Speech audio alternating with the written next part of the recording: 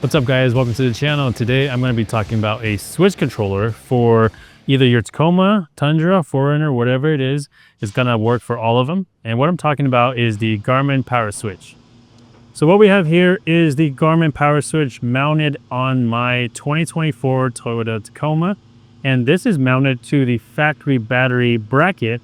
So no additional mounting solution needed to mount the power switch. We drilled 2 holes in it and then mounted the power switch right to that.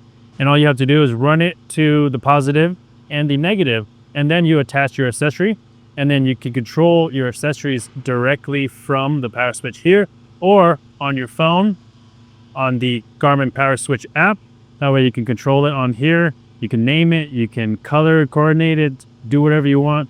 And you can do up to 6 accessories per power switch. And then you can tie in up to 4 power switches. So that way you can do all the way up to 24 accessories on your system.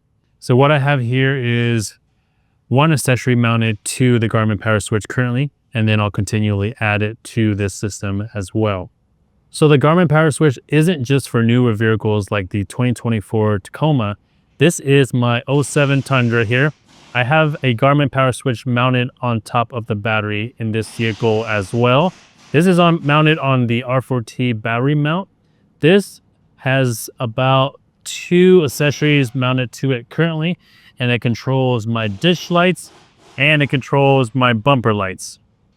So the biggest benefit of having the Garmin PowerSwitch is that it's an all-in-one unit. So what that means is that you don't need relays. You don't really need any kind of electrical education or experience with it. All you do is connect your red wire to the hot side, which is where the buttons are. So you can turn them on and off here, and then running it to the ground. So we have a ground terminal here. So we have all of our grounds going to this, or you can just go straight to the ground that is on your battery, and that's it. You don't need to know how to run relays. You don't need to know how to do fuses or anything like that.